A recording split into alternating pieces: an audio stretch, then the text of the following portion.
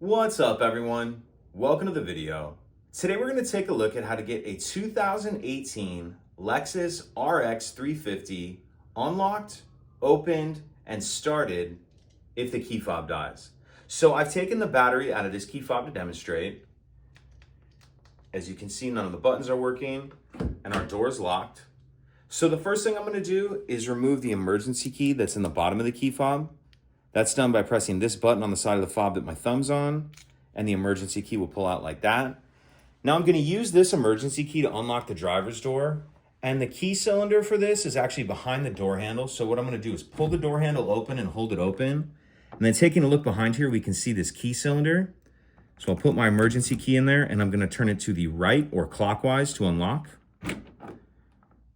And then after we unlock it, go ahead and pull your key out. And at this point, I'm gonna throw my key back in my fob just so we don't lose it. And now our door's unlocked, so we can open that. And now let's take a look at how to get our Lexus RX 350 started with the dead key fob.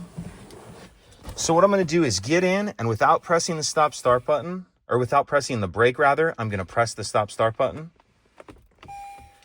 Then I'm gonna hold my key fob up to the stop start button, and it'll beep, and it'll turn the ignition to the on position. And now we can start the vehicle as normal. So brake, stop start button. And once the vehicle starts, you'll be able to drive as you normally would. And then the only other thing you'll want to do is replace the battery in your key fob as soon as you can. And I'll put a link in the description box of this video on how to replace the battery in this key fob in case you're unfamiliar. If you have any other questions, please let me know. If you could take a second to like and subscribe, it helps us out, and I'd appreciate it. Thank you.